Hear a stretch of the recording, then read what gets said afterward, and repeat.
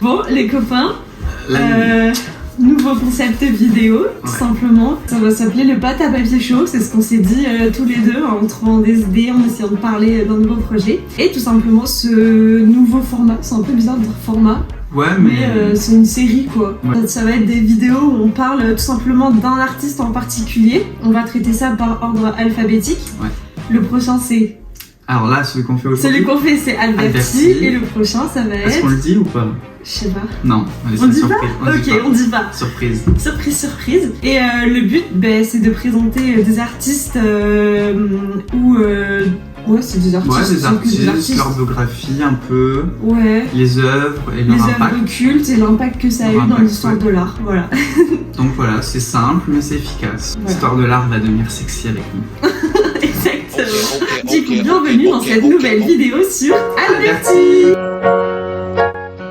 Alors les copains, Léon Battista Alberti de son vrai nom, c'est un polymathe italien qui est né en 1404 et qui est décédé en 1472. Et du coup ça fait qu'il s'inscrit dans la période de la Renaissance italienne, autrement dit le 15e. Du coup, Alberti est principalement connu pour avoir agi sur plein de domaines différents, traitant de l'architecture, de la peinture, de la philosophie, ou encore de la poésie, ou alors des mathématiques. C'est pourquoi Alberti est super important, car il a tout simplement élaboré deux traités très importants à la Renaissance qui s'appellent De Pictura et De Aereditificatoria. Ah, le latin. Bref, ça veut Voilà. dire l'art de bâtir et l'autre l'art De peindre. l'art de peindre. Ouais. Ah non, c'est de la peinture. De la peinture. Ça veut dire de la peinture. Et c'est tout simplement novateur parce que tout simplement, avant ça, ils n'avaient pas les codes en fait en peinture. Ils reproduisaient pas les choses en volume, en 3 dimensions. Et grâce à ces petits traités qu'Alberti a fait, maintenant dans la peinture, on voit de la perspective, des profondeurs de champ, des trucs comme ça. Du coup, voilà. On va y revenir. Alors Alberti, donc il s'inscrit dans la première Renaissance italienne. Il faut savoir qu'en fait il y a plusieurs Renaissances italiennes. Il y a la première et la deuxième qu'on appelle aussi la Renaissance classique et la troisième qu'on va surnommer et qui arrive à partir des années 1520 la Renaissance maniériste. Alberti s'inscrit dans la première Renaissance qui commence aux alentours de 1410-1420 et qui va, on va dire, continuer jusque dans les années à peu près 1470-1480 où là, à la suite de ça, ça sera Botticelli, Léonard de Vinci, Raphaël et Michel-Ange qui vont être les grands peintres de cette Renaissance classique. Pour la Renaissance primitive, qu'on dit même première Renaissance, les artistes sont un peu moins connus et pourtant Alberti est l'un des grands représentants de cette Renaissance, dont notamment Masaccio ou encore Piero della Francesca ou Fra Angelico. Ce sont des grands artistes de cette première Renaissance. Pour parler donc un peu d'Alberti plus profondément, on a très peu d'éléments sur sa vie en général. En fait, on ponctue sa vie à travers ses écrits, tout simplement. Mis à part le fait qu'on sait qu'il rentre à la cour de Eugène IV, le pape de l'époque, et qu'il va à la suite de ça rencontrer des mécènes. Et grâce à ça, il va pouvoir rentrer dans le cercle humaniste, donc les humanistes qui sont un petit peu les philosophes de l'époque et qui ont une ouverture face à l'éducation et face aux préceptes de l'Antiquité. Cette métamorphose un peu de la pensée à la Renaissance, elle va toucher Alberti puisqu'il va être inscrit dans les cercles restreints, les cercles du pouvoir qui agglomèrent autour de ces mécènes, de ces riches marchands ou riches nobles. Alors pour ce qui s'agit donc des dates clés, je pense que la première c'est celle où il rentre au service de Eugène IV, donc de 1433 à 1444. Il travaille pour lui. Et il va faire des petits travaux aussi qui vont lui permettre de vivre en fait. Parce qu'en fait, il faut savoir qu'à l'époque, quand tu étais un peintre reconnu et que tu pouvais vivre de ton don, en fait, de ton savoir-faire, c'était uniquement en étant à la merci d'un roi, d'un duc, enfin je sais pas, n'importe quelle sorte de noblesse pour avoir des commandes, etc. et ensuite être rémunéré ou logé. C'était la seule manière de vivre. Deuxième date clé, c'est 1442-1472. C'est une très large période dans la vie d'Alberti, mais en fait c'est pendant tout ce temps qu'il rédige son fameux traité qui s'appelle De Edificatoria et De Re Edificatoria Et dedans, en fait, il repense l'architecture classique. Donc quand on dit architecture classique, c'est l'architecture antique, parce que dans l'Antiquité, il y a plusieurs époques. Il y a l'époque hellénistique, l'époque classique. Et il reprend donc les codes architecturaux de la Grèce classique pour les réemployer, les réinvestir dans son époque, et par cela essayer aussi de retrouver les techniques qui ont été perdues entre temps. Troisième date clé, c'est 1446-1451. En fait, pendant cette période, Alberti va organiser une sorte de concours en poésie. Et c'est un concours en langue vulgaire, c'est-à-dire un concours qui n'est pas écrit en latin, mais justement en langue, on va dire, parlée, en langue orale, donc on dit la langue vulgaire, pour faire un petit peu un pied de nez aux humanistes qui étaient donc justement cette élite intellectuelle qui avait un petit peu les pleins pouvoirs. Et Alberti veut un petit peu s'en sortir et voir un petit peu les concurrencer en organisant ce concours en poésie qui va pourtant pas être un super succès. Donc, troisième date, de 1446 à 1451, Alberti va réaliser un palais qui s'appelle le palais Rousselay pour une riche famille à Mantoue. Alors il faut savoir qu'Alberti est plutôt un théoricien que quelqu'un qui va bâtir, construire, à l'instar de Brunelleschi.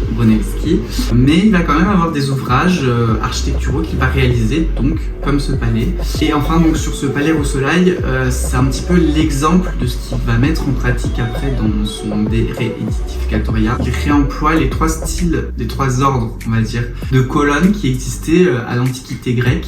C'est-à-dire les petits motifs que vous voyez sur les colonnes. Donc il reprend les ordres ioniques, corinthiens et doriques. En fait, sur chaque niveau, il change les ordres. Un différent ordre. Donc on voit directement dans son architecture qu'il est un petit peu dans un laboratoire, une expérimentation, une expérimentation qui ne reste pas que par la théorie, que par l'écriture, mais qui en passe aussi par une petite pratique de son côté. Voilà.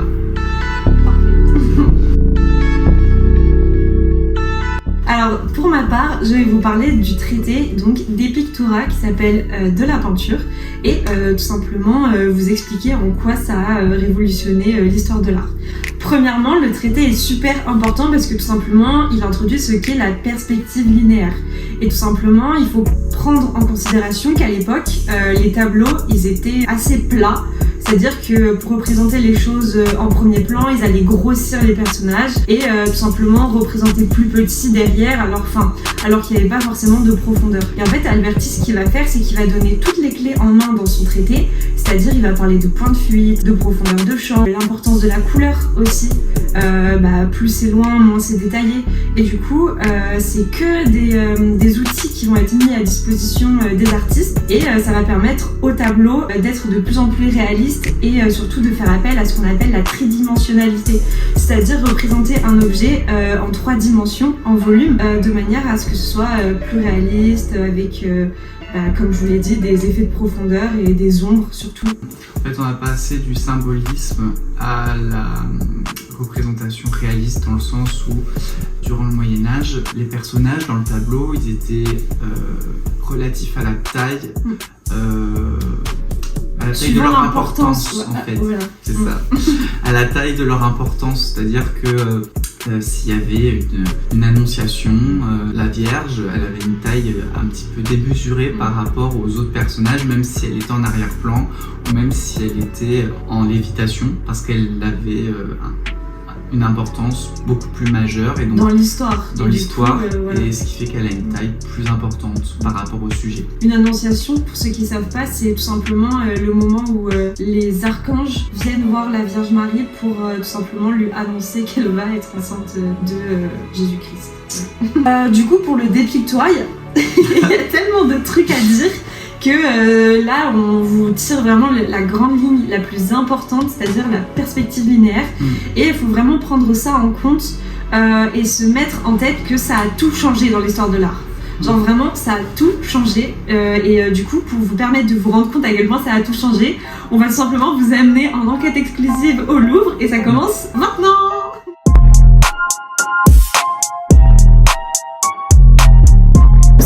Ouais, aussi. Parfait, des amis, on est en enquête exclusive, on est actuellement au sein du Louvre et on va partir en caméra cachée. Bien sûr, les caméras ne sont pas autorisées, alors c'est pour ça que vous serez en infiltration. Louis est à la caméra. Ouais, là donc on va rentrer dans les spécifiques des primitifs italiens et des artistes de la Renaissance italienne pour essayer de découvrir un petit peu les secrets d'Alberti sur tout l'art du Moyen-Âge de la Renaissance.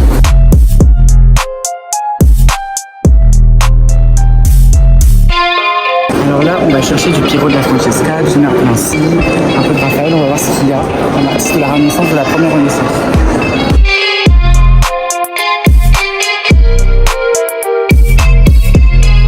Là, dans cette œuvre, on voit qu'il n'y a pas du tout de recherche de perspective, dans le sens où le motif ne nous permet pas de voir un premier plan et un arrière-plan, tout simplement.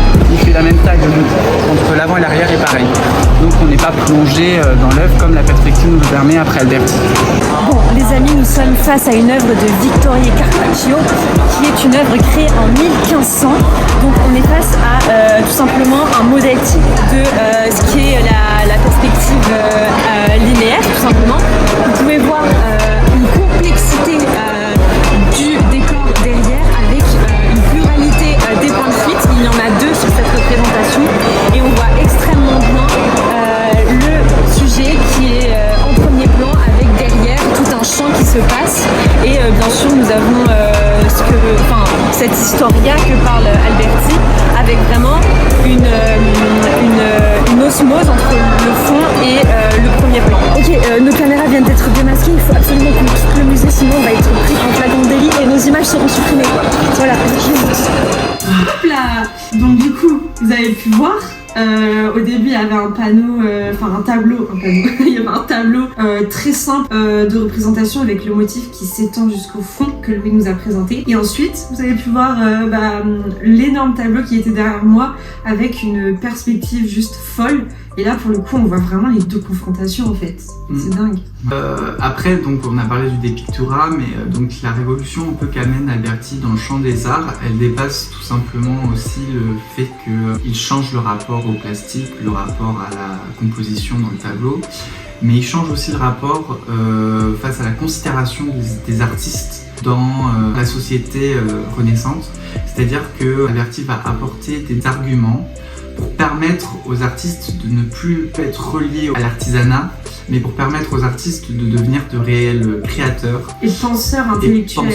Voilà. C'est pour ça que beaucoup d'artistes de cette période sont à la fois un petit peu philosophes, un petit peu poètes, ils sont un petit peu tout, ils sont polymathes. Dans cette première Renaissance, il y a la volonté de créer un être supérieur, et on va un petit peu aussi par le rapport que les artistes vont avoir avec les grands mécènes. Ils vont avoir accès à la culture des mécènes, des nobles, et ils vont vouloir accéder à cette classe supérieure en changeant leur statut. Et justement, on va avoir une certaine confrontation qui va s'appeler le fameux paragone, qui est de savoir entre tous les arts lequel est le plus supérieur. On passe de la confrontation entre artisans, artistes à sculpteurs, peintres.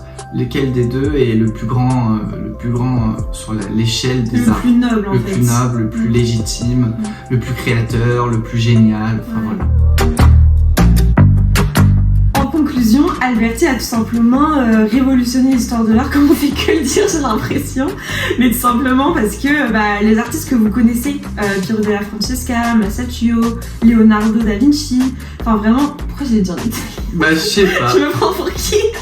Et du coup, même Leonardo, Raphaël, Michelangelo, tous ces artistes, maintenant, grâce à ces traités-là, ils se sont dit, mais on va utiliser tous les outils qu'Alberti nous a proposés et on va tout simplement tout respecter et faire comme à notre guise, laisser libre cours à notre imagination, représenter l'histoire de l'art, les annonciations, les thèmes religieux comme il se doit, avec tout simplement de la vraie perspective en se rapprochant de plus en plus à la réalité. Et cette sorte, on peut dire, de mathématisation des arts va être en quelque sorte le réceptacle sur lequel les artistes vont pouvoir s'appuyer pour évoluer dans cette hiérarchie que je disais précédemment. Oui, le fait d'introduire des mathématiques, la géométrie, la science, la physionomie dans le tableau, ça va permettre de faire sortir la peinture des arts, on va dire, serviles, pour la faire entrer dans les arts dits libéraux. C'est bon. Grand chose à raconter, hein. Je crois qu'on vous a tout dit en quelque sorte. Bien sûr, vous pouvez creuser encore de votre côté et vous apprendre encore tout un tas de choses.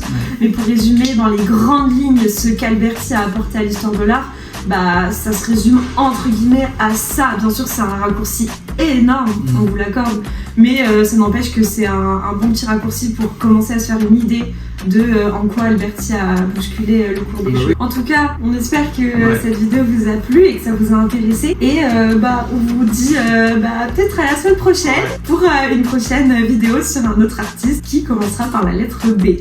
Voilà. À vous de deviner en commentaire. Ouais, essayez de deviner. Franchement, on leur donne un indice sur la période. Contemporaine. Début 20e. Début 20e, ouais. À bientôt. Bisous.